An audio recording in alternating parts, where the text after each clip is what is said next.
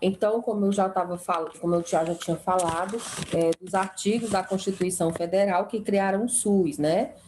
O 196, 197, 198, 199 e 200. Aqui é um resumo do que é cada um, só que a gente vai ver bem explicado o que cada artigo desse fala, tá? Vamos começar com o primeiro artigo, que é o artigo 196. Então, o artigo 196 da Constituição Federal de 88, ele vem escrito dessa forma, que a saúde é um direito de todos e dever do Estado. Com isso, gente, a gente disse que foi justamente esse artigo que criou o SUS. Porque antes da criação do SUS, só quem tinha direito à saúde era quem pagava o INSS. Hoje em dia, não. Com esse artigo, com essa pequena frase, passou só em você ser cidadão brasileiro, você passa a ter direito à saúde. E quem é que deve, quem tem o dever de nos dar essa saúde? O Estado. Quem é o Estado, gente? São os governantes. Mas lembrando, gente, ninguém está dando nada não, tá? Nós pagamos por isso.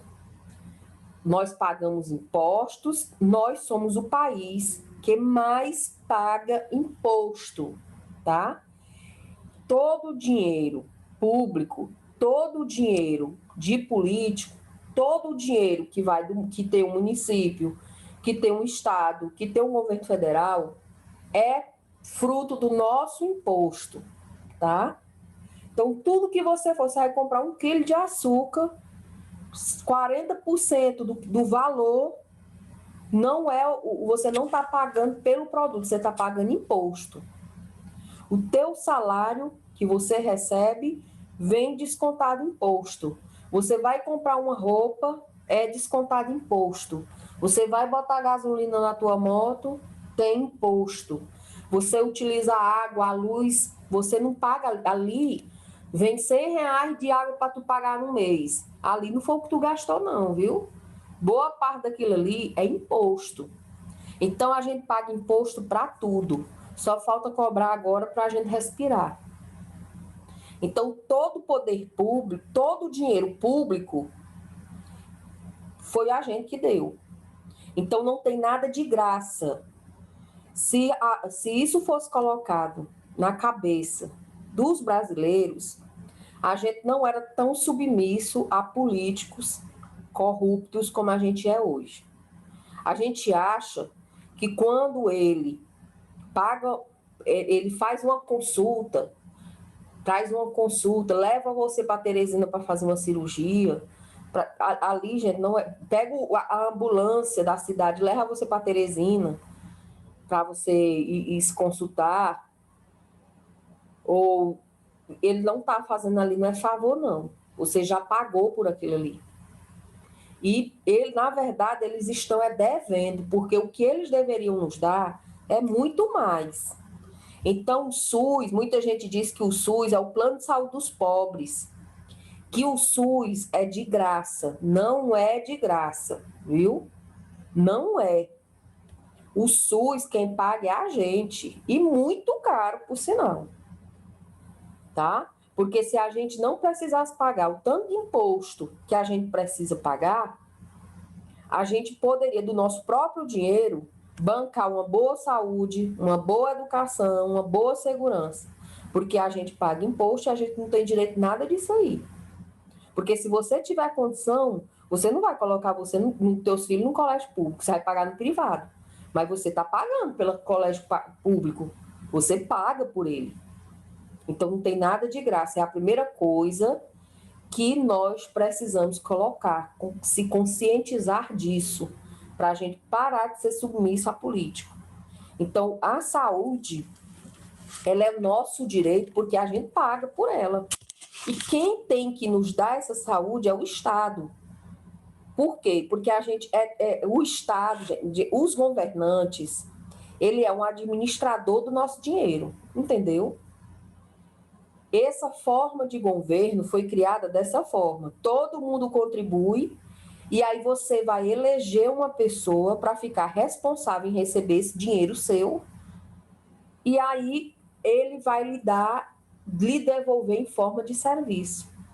Então, a política é isso, viu? Então, esse negócio da gente dizer que não é para se envolver com política é meio complicado, porque se você não se envolve com a administração do seu próprio dinheiro, você vai se envolver com o quê? Então, primeira coisa que a gente tem que se conscientizar é nisso. O SUS não é de graça, o SUS a gente paga e muito caro, e nós não recebemos pelo que a gente paga. E no artigo 196 da Constituição Federal, ele já vem dizendo que nós temos direito à saúde, não importa se você é velho, é pequeno, é grande, é baixo, não importa se é homem, se é mulher, se é rico, se é pobre.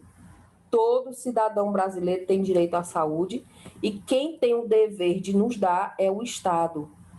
Como é que esse Estado, ou seja, os governantes, vão nos dar essa saúde? Garantido mediante políticas sociais e econômicas.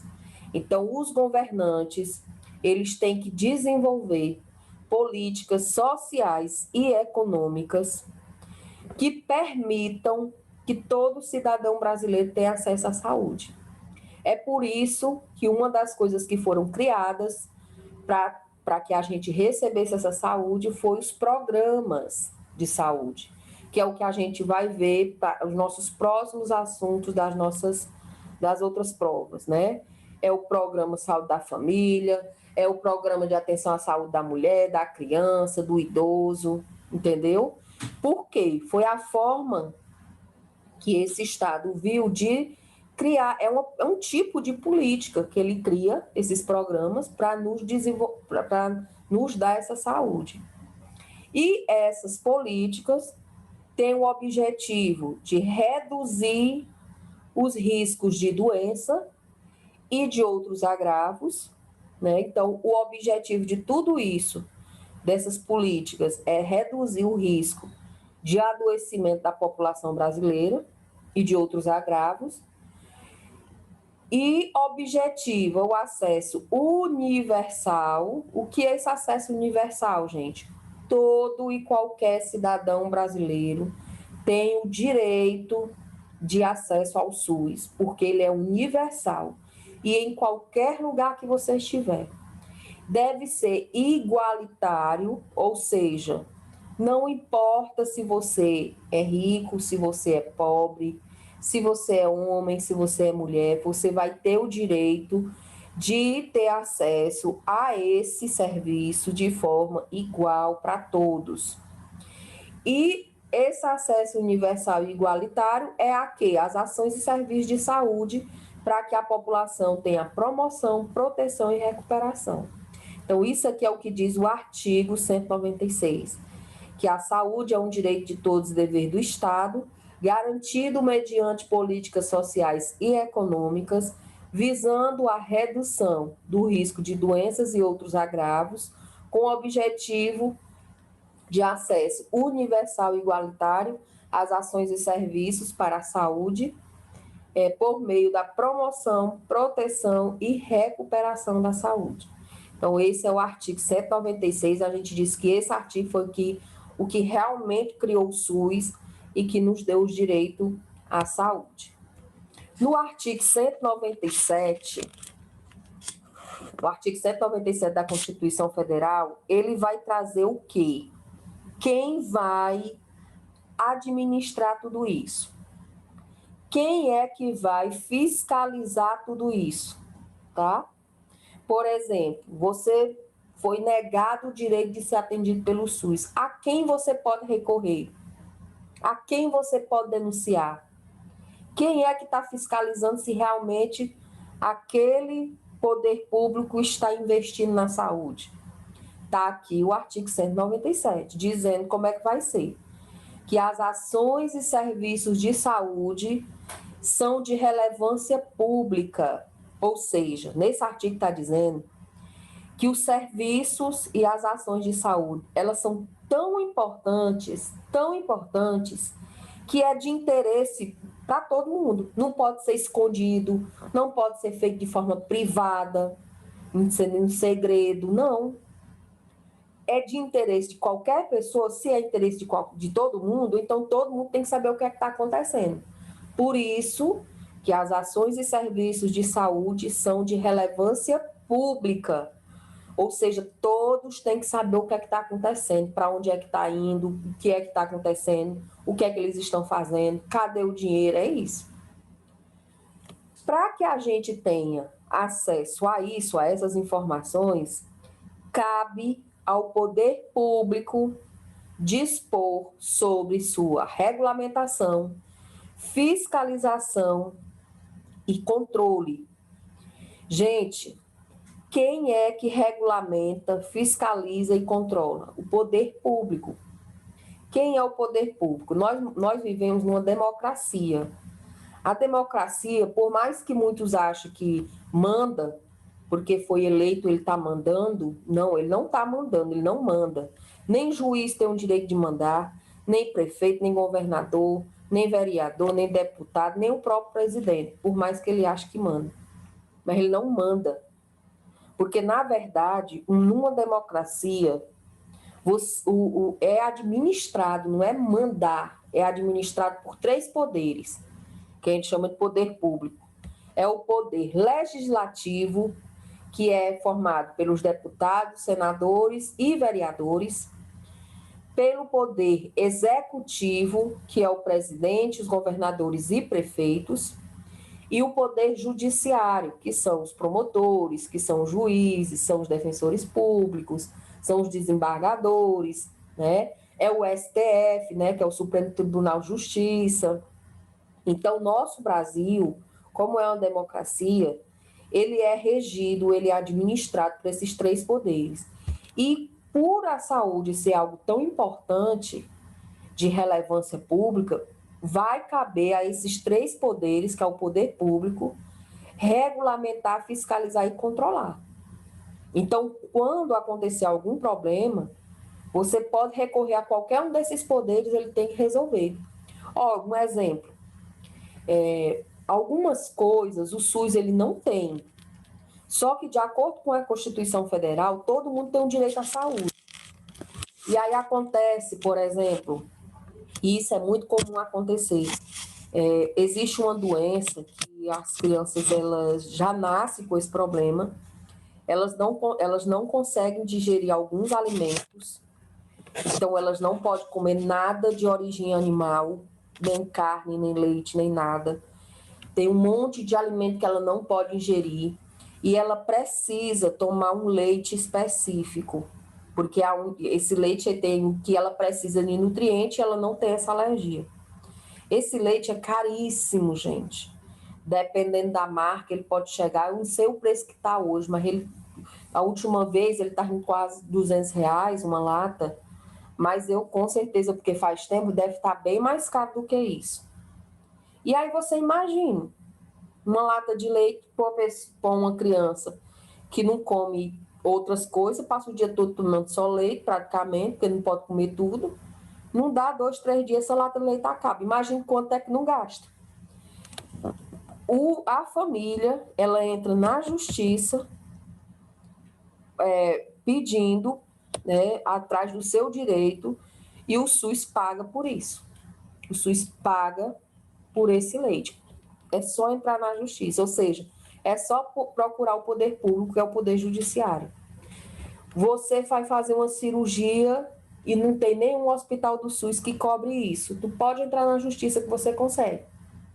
Aconteceu até um caso que foi até muito divulgado aí nas redes sociais, de uma criança que nasceu com um problema no intestino, que ela não tinha, e o único local que faz essa cirurgia nessa criança é nos Estados Unidos, e a despesa era muito grande. A família entrou na justiça e o SUS teve que pagar o tratamento. Infelizmente, a criança não sobreviveu, porque era muito, muito grave. Mas o SUS pagou. Então, é isso, gente. É esse artigo que diz que as ações e serviços de saúde ela é tão importante que nós temos que saber o que é que está acontecendo. E o poder público vai regulamentar, fiscalizar e controlar. E essa execução é feita por quem? Pelo Estado, diretamente, ou seja, pelos poderes públicos, estadual, federal e municipal, ou através de terceiros, por exemplo, eles contratar, é o que a gente chama de auditorias, né? Fulano veio fiscalizar as auditorias, é isso aqui. Os auditores, eles vêm para fiscalizar os recursos, se estão sendo realmente aplicados. Isso acontece não só na educação, na saúde, mas também em outros setores, como, por exemplo, na educação. Ou pode ser executado por pessoa física ou jurídica de direito privado. Por exemplo, se você não quer procurar o poder público, você quer ter o direito a essas ações e serviços de saúde. Ou, por exemplo, lhe negaram, ou o secretário de saúde da sua cidade está roubando. E aí você vai denunciar para quem? Para o prefeito? Se for o prefeito que botou ele lá, não vai adiantar. Aí o que é que você pode fazer? Pode procurar o poder público ou o privado. Quem? Pode procurar um advogado e mete eles na justiça. É isso, gente. Por que eles não querem que a gente saiba disso? Porque, gente, imagina se metade da população brasileira soubesse realmente dos seus direitos. Esse negócio não ia prestar, não. Então, é isso. Esse artigo, ele trata justamente de quem é que vai fiscalizar tudo isso, de quem vai regulamentar, de quem vai controlar. Então, se você precisar de alguma coisa, você tem que saber aonde recorrer. Então, o artigo 197, ele trata das ações e serviços de saúde, que são de relevância pública, cabendo ao poder público dispor sobre sua regulamentação, fiscalização e controle, que é executada pelo Estado, diretamente, ou através de terceiros, ou por pessoa física ou jurídica de direito privado.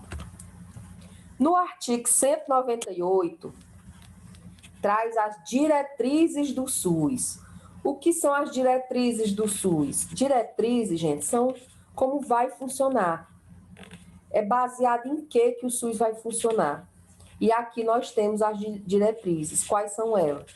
Descentralização, atendimento integral e participação da comunidade, regionalização e hierarquização. Vamos entender essas diretrizes.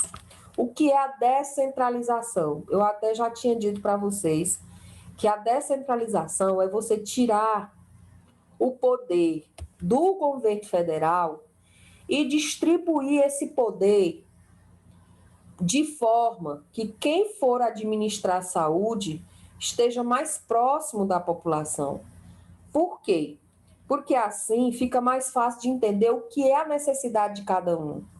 Por exemplo, você acha que aqui no Piauí a nossa necessidade de saúde é a mesma de quem mora lá no Amazonas? Completamente diferente. É a mesma de quem mora no Rio Grande do Sul? É completamente diferente. Então, quem é que está mais preparado para saber o que cada um precisa? Quem está próximo.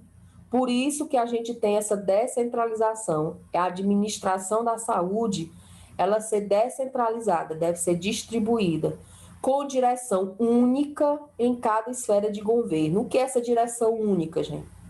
Por exemplo, aqui em Picos nós temos quem administra que a saúde é o secretário municipal de saúde. O que é a direção única? O secretário de saúde lá de Bocana, ele não tem nada a ver com aqui com Picos. Ele não pode vir dar pitaco nenhum aqui. Se ele é secretário municipal lá de Bocana, ele vai resolver o problema lá de Bocana.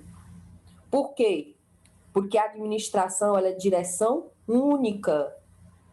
Eu vou gerenciar a Secretaria de Picos. Eu não posso me intervir, eu não tenho o direito de intervir na administração de outro local, porque eu só tenho direito a essa administração. E eu não posso colocar, por exemplo, 2 pessoas para administrar. Por quê? Porque ela é única. Então, uma das diretrizes é isso, é descentralização, com direção única em cada esfera de governo. A outra, atendimento integral. O que é atendimento integral, gente? É você ver o paciente como um todo. Chega um menino, a mãe reclamando de verme. É muito comum, quem trabalha em PSF, você vai atender os pacientes, eles já chegam sabendo que medicação, parece que eles fizeram medicina ou enfermagem. Ele já sai dizendo, eu quero um remédio de verme, eu quero que tu passe um exame de sangue, eu quero que tu passe um exame de fé. Eles já chegam assim, entendeu? E não é, gente.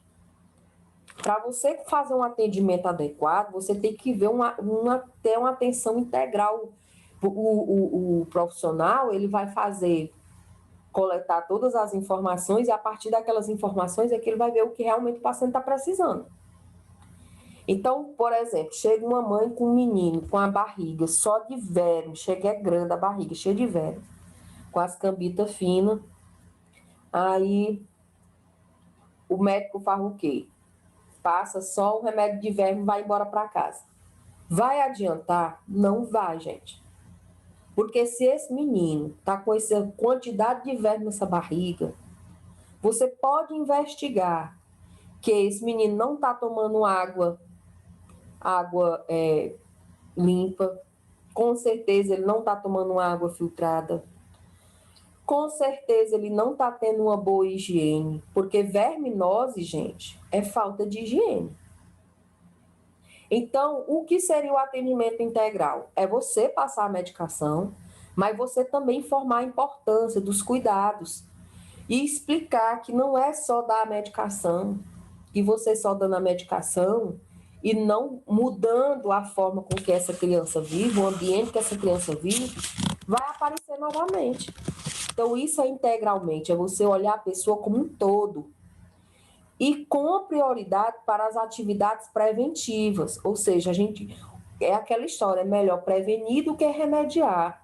Sai muito mais barato, bem mais confortável você prevenir do que depois que acontecem as coisas, você ir atrás para resolver. Então, a gente vai dar prioridade para essas ações preventivas, mas sem prejuízo dos serviços assistenciais. Por exemplo, se o paciente está precisando, já é de um serviço assistencial, já é de uma internação, já é de uma cirurgia, pois que faça. Mas a gente vai dar prioridade para as preventivas, para quê? Para que não aconteça, chegue ao ponto de precisar. Então, esse é o atendimento integral, com prioridade para as atividades preventivas, sem prejuízo dos serviços assistenciais. Outra diretriz é a participação da comunidade. Gente, se é a gente que está pagando, é óbvio que a gente tem que saber o que está acontecendo.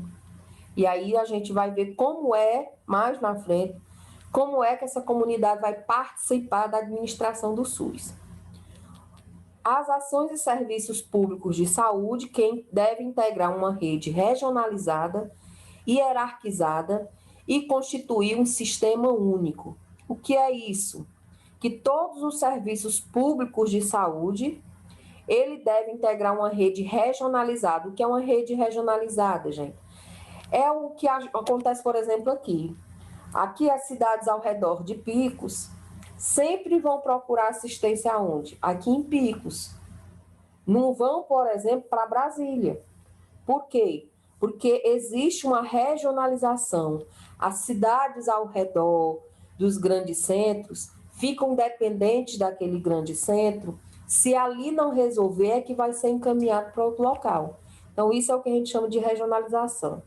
E hierarquizado. O que é hierarquizada, gente? Vocês vão aprender ao longo dessa disciplina que o SUS, a porta de entrada do SUS é a atenção básica, que é representada hoje pelos postos de saúde, né? Que tem um programa Saúde da Família. Então, você sempre tem que começar do mais baixo. Por exemplo, uma mulher, ao tocar o seio, sentiu um nódulo no seio. Se o correto é o quê? Né? Em questão dessa questão da hierarquia. Se, por exemplo, ela sentiu um nódulo no seio, eu vou logo lá para Teresina para fazer o exame e para fazer tudo pelo SUS. Ela não vai conseguir. Por quê? Porque ela tem que seguir essa rede hierarquizada. ela tem que procurar o postinho do seu bairro. Aí, o médico ou o enfermeiro vai analisar.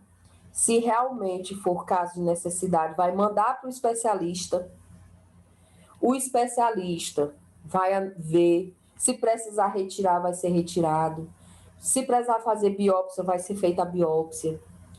Aí vem o resultado. Se por acaso for câncer, aí é que ela vai ser encaminhada para Teresina para começar o tratamento. Isso é que é hierarquização.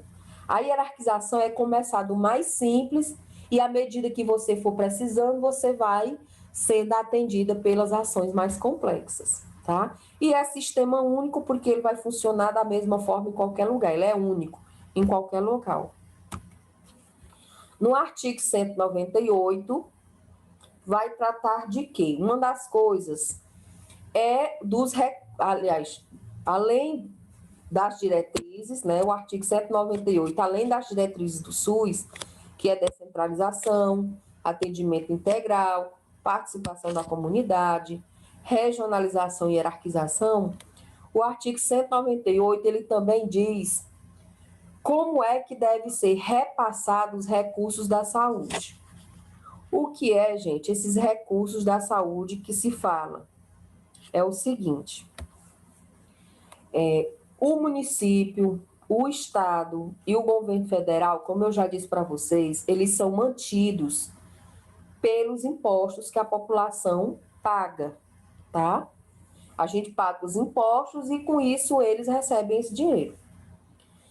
Só que existem impostos que a gente chama, são impostos federais, aí tem um imposto que é estadual e tem um municipal.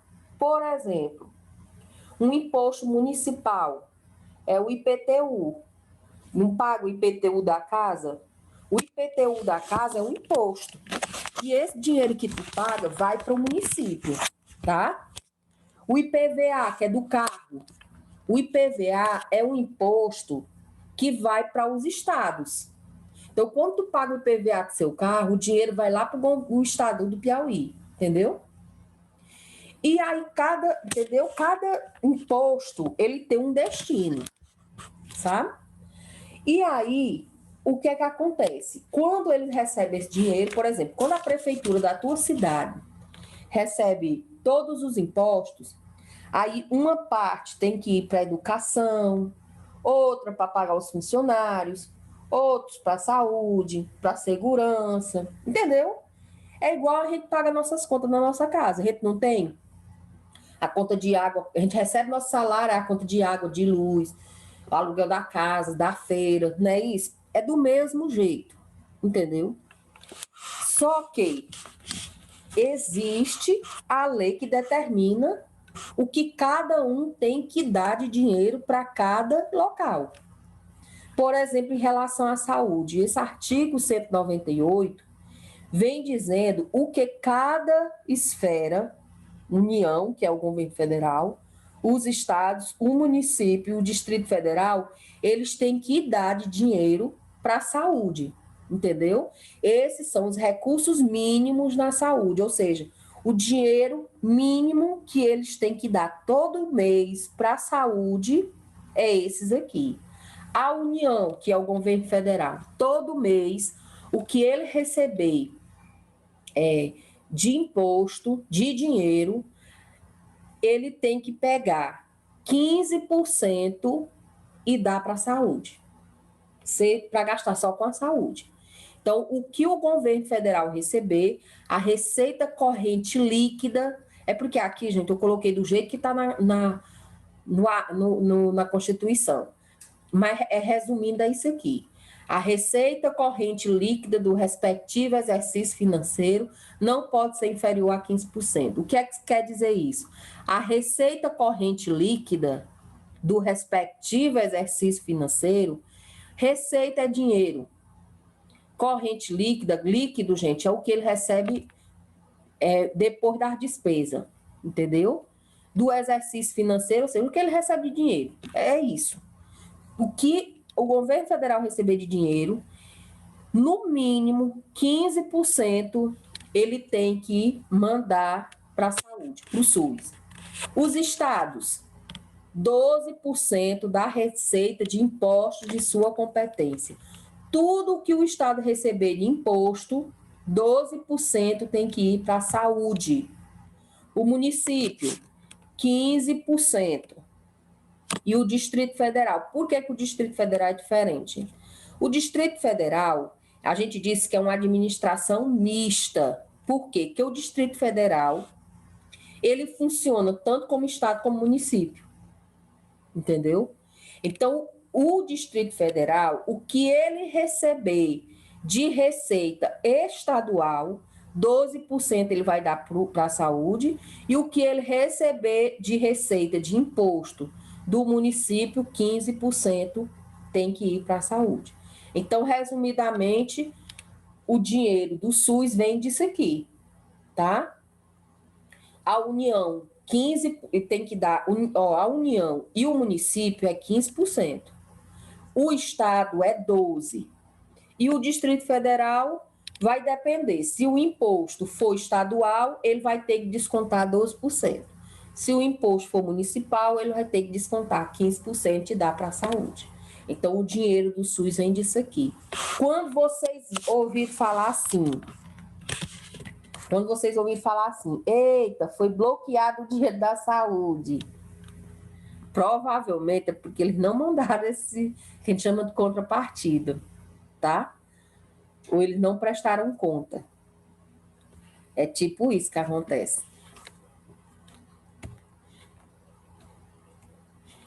No artigo 198, ele também traz o programa, ele regulamenta, porque o programa do ACS, que é o Agente Comunitário de Saúde, e do ACE, que é o Agente Comunitário de Endemias, eles já existiam, tá?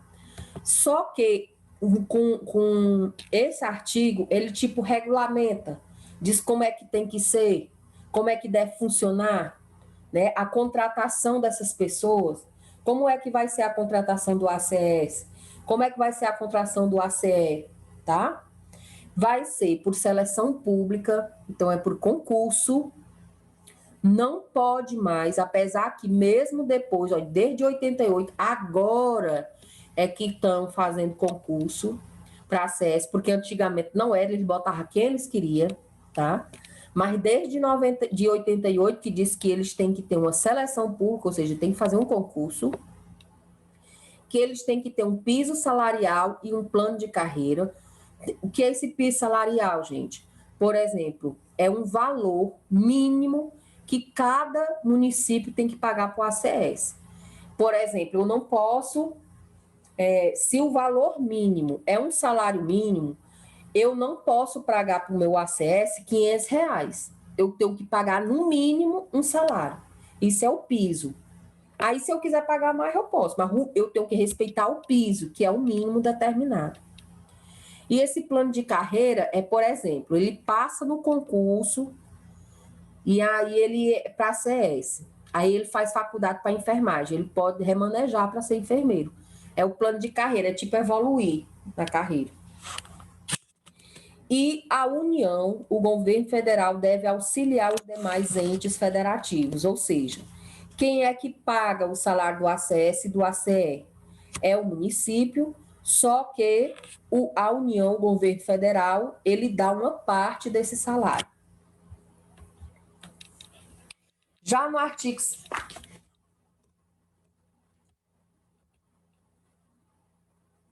Pronto, aqui vai até o artigo 198.